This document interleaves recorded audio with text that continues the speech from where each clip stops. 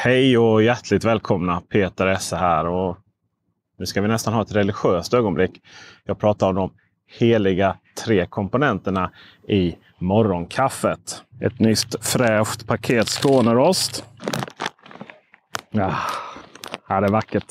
Filter, 5 vanliga kaffeskopor. Om vi har 6 koppar vatten. Och så på med Moccamaster. Strömmen tar vi från bilen genom det som kallas Vehicle to Load.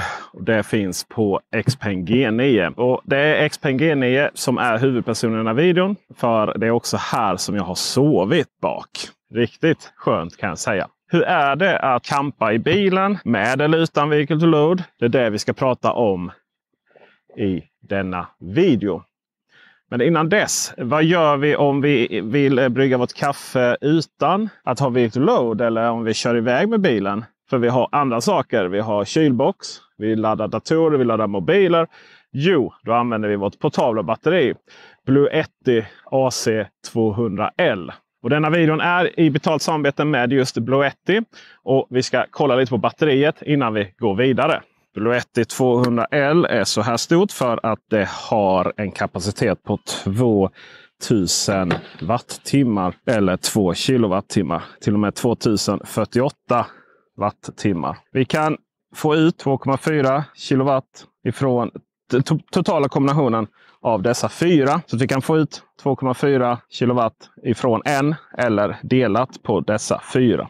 2 stycken USB-C portar på 100 watt vardera, och vi har USB-A på 15 watt. Vi har 2 stycken till och med sådana. Klassiska 12 volts utgången. Då har vi 10 ampere, det betyder att vi har 120 watt. Sen så har vi ytterligare en DC-variant ut som kan ge 48 volt, 8 ampere. Så vi ser just nu att frysboxen tar 65 watt. Vi får in 65 watt ifrån solpanelerna. Ja, men den stödjer solpaneler. Där ligger en panel som går att vika ihop. Maxeffekten är 200 watt på dem. Men det går att ha större och flera. Det finns rena batterier att köpa till som inte har då uttag och egna kontroller. Så vi kopplar in den och utökar kapaciteten via denna kontakten. DC, det vill säga solpanelerna, går in där. Men vi kan också ladda den naturligtvis via ett uttag, låna något uttag här bland husvagnarna, eller som i vårt fall kan ladda upp den via bilen. Och där har ni Bluetti i ett nötskal. Länkar i beskrivningen. Nu tillbaka till det viktigaste. Vad är den tredje detaljen i det här? Vi har kaffet, vi har Moccamastern. Jo, naturligtvis. Tyvärr har de inte Skånemejerierna i Oskarshamn. Så det får gå ändå. Bluettis batterier finns i större och mindre varianter, både kapacitetsmässigt och effektmässigt. Större och mindre solpaneler, så kolla in det. Nu ska vi prata om hur det är att campa i bilen. Jag tänker att vi gör så att vi stänger luckan. Och sen när vi är magiskt öppnar den igen, så kanske vi med hjälp av filmtryck har återställt så att madrassen inte är upplåst. Egentligen så ska den nu vara i en egen liten väska som sen ska vecklas ut av sig själv. Men grejen är att det går inte att packa på det sättet. Den tar för mycket plats. Allting annat ska också med i bilen. Det som är lite synd är att vi inte kan lägga den under. Det är nästan så den får plats. Men inte riktigt. Nu ska jag visa hur vi får ihop det här madrasseriet. Ni hör kanske redan att ventilationen är igång.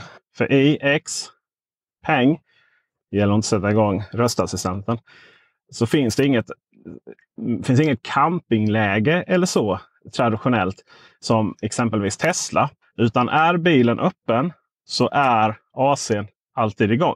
Det finns egentligen bara på och av, låst eller öppen bil. Och är bilen öppen, då är AC:n igång. Det betyder också att 12 volts batteriet, som ju faktiskt är det som alla skärmar och USB och alla system och allting tar sin ström ifrån. Det laddas alltid upp, så vi har inget läge där vi behöver vara oroliga över att 12 volts batteriet tar slut i något form av om vi bor i bilen.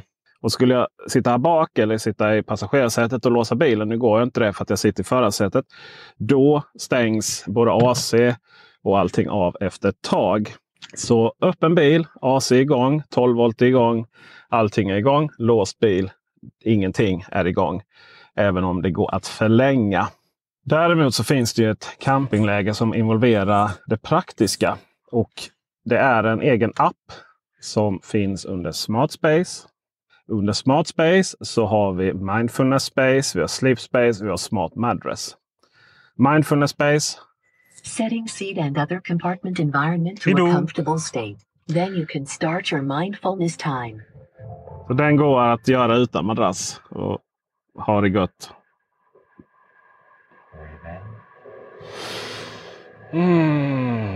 Men det ska vi inte göra nu.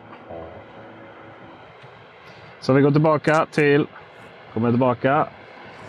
Wow, vad det gick långt fram. Hallå! Jag är inte i det läget där jag vill bli krossad. Det var visserligen skönt med all den AC'n på, men vi sänker den ändå lite för ljudets skull. Så. Och så går vi tillbaka till Smart Space. Och då finns det 2 varianter. Vi har Smart Madress. Och då har vi möjlighet att blåsa upp den och ta ut all luft.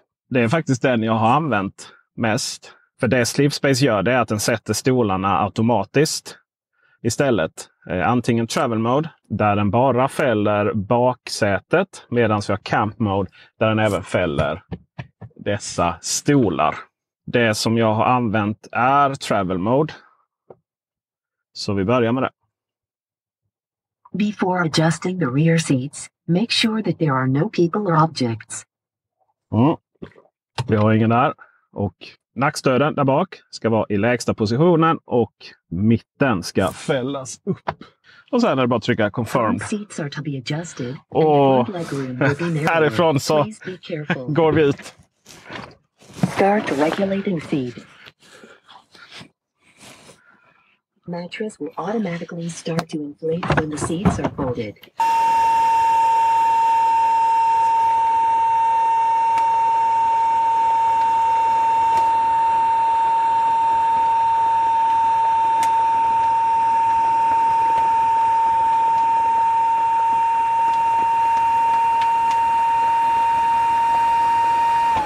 Mattress inflation is completed. Därefter sen så är det bara att bädda. Ett litet stalltips, det är att inte ha ett sånt här lakan. Utan ett sånt med resårband som sätter sig runt. Även om det är lite annorlunda form på den här madrassen. Men när vi kasar ut och in då kasar det här med. Det ser mycket mer ojämnt ut än vad det faktiskt är. För jag vet inte hur det är med madrassen, men jag tror man trycker ner lite. Annars brukar jag vara rätt känslig för olika höjdskillnader. Så. Och nu är det bara att hoppa in och göra lite lättare för oss. Så sänker vi luftfjädringen som vi har på GNE Performance.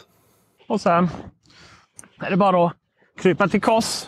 Nu när det inte är blött ute så kan vi ta av oss skorna på det sättet. Vi stänger bagageluckan. Nu är det appstyrning som gäller, för det är ganska långt fram till skärmen. Upp med fötterna så vi inte klämmer om.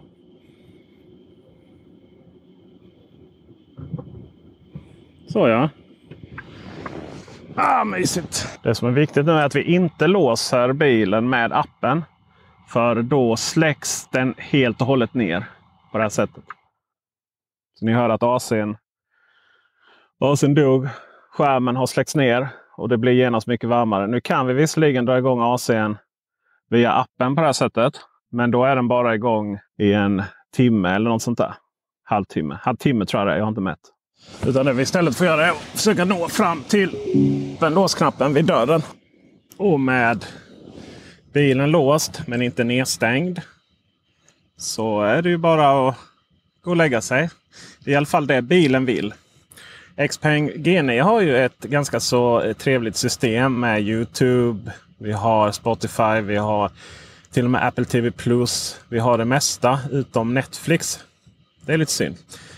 Och då kanske det inte är så att vi vill gå och lägga oss direkt. Och här så blir processen i den här appen för madrassen och sådär. Där har de inte riktigt tänkt till hela vägen. För som det är nu så kan vi sätta på lite trevlig musik.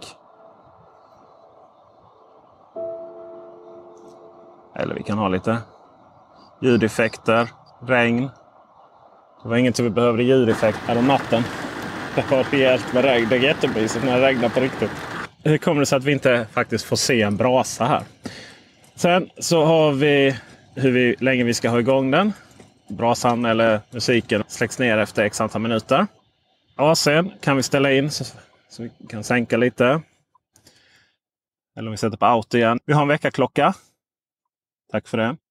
Vi kan, om vi tycker madrassen är för hård, jag har den i mitten. Så kan vi ta och göra den hårdare. I detta fallet nu blir den mjukare. Om vi har fönster öppet. Ja, det hade jag. Titta. Det finns inget annat sätt att öppna bagageluckan inifrån som jag hittat. Det är appen eller på skärmen. Och sen kan vi då stänga av skärmarna helt. Och då släcks alla skärmar inklusive förarskärmen. Men säg nu att vi vill titta på någonting. Vi vill titta på YouTube kanske. Då trycker vi exit. Och då får vi frågan, ska vi ta bort all luft från madrassen och sätta tillbaka stolarna så gott det går. Den kan inte skicka upp passagerarstolen där bak, men i alla fall stolarna här fram kan den sätta tillbaka sin position. Men jag vill ju inte göra det, utan jag vill ju bara trycka på Simply Exit och då kommer vi till den vanliga menyn här. Och då så kan vi trycka så att vi vill titta på någonting. Och det är inte alltid det här när det är typ 2500 personer som ska dela på uppkoppling på en camping. Så att det går ju att ansluta den till mobilen också. Problemet nu är att vi kan inte gå tillbaka till Smart Spaces. Om vi trycker där så vill den blåsa upp saker och ting igen. Och ibland fungerar det. Ibland så kan det fungera. Så om jag trycker start. Before adjusting the rear seats, yes, absolut. front seats, yes. the rear seats will start to fold forward, and the mattress will automatically start to inflate when the seats are folded. Ja, kom igen. Moving on. Sleep music helps you fall asleep. Nu gick det faktiskt. You can Vad set an skönt. alarm clock before sleeping. Men skulle det vara så att den vill blåsa upp madrassen och jag ligger på madrassen, då vägrar den komma vidare. Så då kommer vi inte in i den här menyn. Skulle det uppstå, då får vi hålla till godo med det vi har genom att helt enkelt för att släcka, vi kan ta ner skärmstyrkan. Men vi kan också släcka skärmen genom att trycka på Standby Mode. Så. Och då är båda dessa släckta, men inte skärmen framför föraren. Så den lyser upp lite nätt om natten. Så är du väldigt känslig så får du tänka på det. Andra saker som är bra att stänga av. Nu har jag gjort en profil som heter Sova. Och i den profilen så finns det rätt mycket som är avstängt. För att annars den här bilen har ju ett riktigt ljusspel varje gång vi ska öppna och stänga bilen. Så då har jag stängt av att dels så stänga av lamporna helt. För annars så när vi öppnar och lite så är lamporna igång ett tag och lyser rakt in till grannen. Men vi har också, om vi trycker på, även ambient light på insidan är avstängt. Annars är ju det igång och lyser. Vi har inställningarna längst upp där och sen så stänger vi av follow mode, samma sak så den inte lyser i onödan. Och alla de här ljusgrejerna. Ljus när vi låser, när vi inte låser. Ja, när vi laddar kan vi väl ha. Vi laddar inte här på campingen. Men allt sånt stänger vi av. Men även på vehicle settings. Så vi ska inte ha flash and horn. Alltså vi ska inte ha bilen tuta när vi låser upp och låser bilen. Det är inte särskilt poppis på campingen. Medan sen så är det enkelt att bara byta ett annat läge. Till exempel ut vi kör vi vroom vroom. Oklart för en elbil som inte låter. Men är vi ute och kör så byter vi där. Och då är allting sådana saker aktiverade genast igen. Det vi inte kan göra är att enkelt byta mellan travel mode och camp mode. For your safety, please confirm the information shown in the image before the seats begin to unfold. För att göra den så måste baksätena inte vara nedfällda så som de är nu. En sak som är en ständig platsbrist i dessa sammanhang. Och inne i så har vi de här hyllorna. Också lite trycka ner saker bredvid. Både på den sidan och denna sidan. Det finns en hel del plats. Vi har också, den har stängt av sig. Måtte alla EU-politiker dricka kallt kaffe resten av sina liv.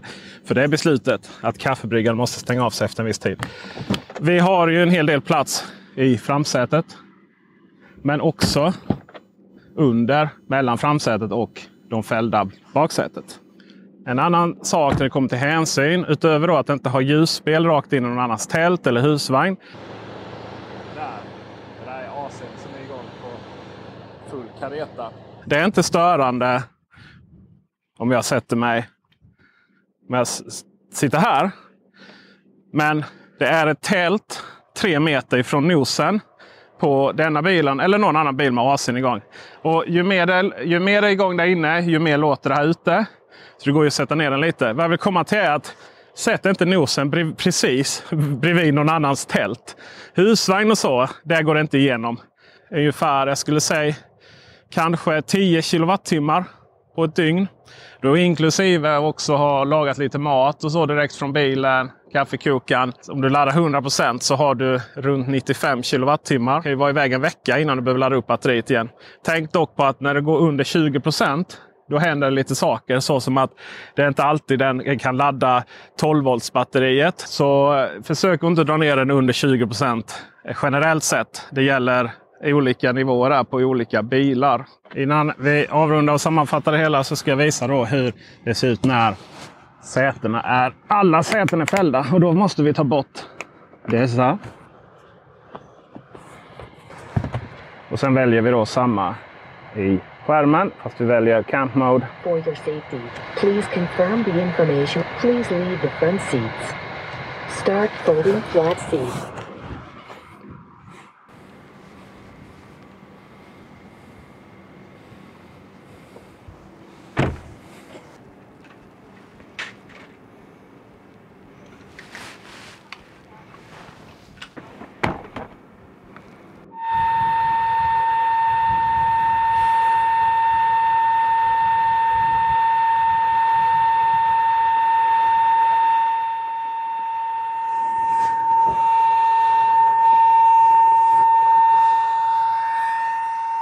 Och det vi då får är ju betydligt mer utrymme.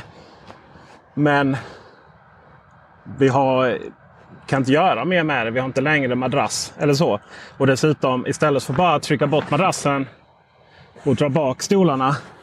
Så när vi bara vill ut och köra utan att blåsa ner madrassen exempelvis. Ja, då går det inte det. Så det här är nog ett läge som vi inte kommer använda så mycket. Precis som med kaffet så är det 3 komponenter som gör den här upplevelsen bättre. Dels behöver vi en bil som har campingläge, det vill säga att vi kan hålla igång AC:n så länge vi behöver. Många bilar har ju bara en halvtimme, en timme och sen så stängs den av. Det går att lösa på olika sätt visserligen. Vi har Volkswagen som du kan trycka igång tändningen och sen så ser du till att ha säkerhetsbältet i och någon tyngd i förarsätet. Då är bilen aktiv och AC:n är igång. På Volvo Polestar 2 exempelvis, där kan vi sätta timer, vet jag de som gör. Så sätt en timer varje halvtimme så den kickar igång igen. Det är också ett sätt. Just att kunna ta ut ström från bilen på det här sättet är ju en förutsättning för att i alla fall jag ska trivas. Nu har vi ett batteri och batteriet med solpaneler, det funkar. Då hade vi inte behövt ha bilens el. Men det har ju visat sig att i det här landet så regnar det ju om vartannat. Och de dagarna som det regnar så har vi inte kunnat fylla batteriet. Då har inte det kunnat fylla upp lika snabbt som vi använder det. Och då har vi kunnat använda bilen för att ladda upp det. Den tredje komponenten är ju att fast vi har vehicle to load på den här bilen så vill vi ha ett batteri. För om vi åker iväg med bilen så är det skönt att lämna kylboxen hemma. Vi har så mycket mer kontakter på batteriet än vad vi har i bilen. Och det faktum är att Xpeng, den saknar en grej. Egentligen saknar den 2 grejer som jag vill ha väldigt mycket. Vissa av de här, att processerna får blåsa upp madrassen och komma tillbaka in i den här menyn. Att det är en speciell meny för att släcka skärmen och sånt. Ja, det är inte så stor grej. Men jag saknar en kontakt på insidan.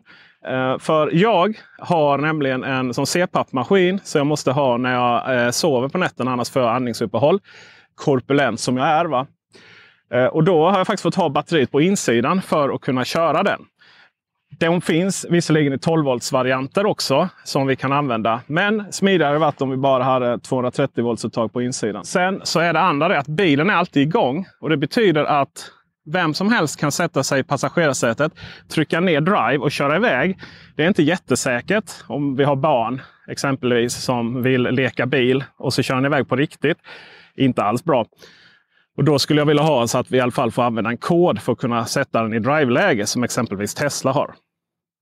Så där har ni den här campingupplevelsen. Bortsett från de små grejerna som är kritiska så måste jag säga att det var en av de mest njutningsfulla sängarna jag har haft i en vecka. Det är att rekommendera, och nu har jag inte provat någon annan variant, men är de inte så sköna som den här madrassen och så enkel, då är det ändå värt 8000 kronor om vi campar mycket med bilen. Så med det tackar jag för mig. Hoppas du tyckte det var intressant. Länken till batteriet. Tack Bluetti för att sponsra den här videon. Finns i beskrivningen. Tumme upp på det, så hörs vi, syns vi. Hej!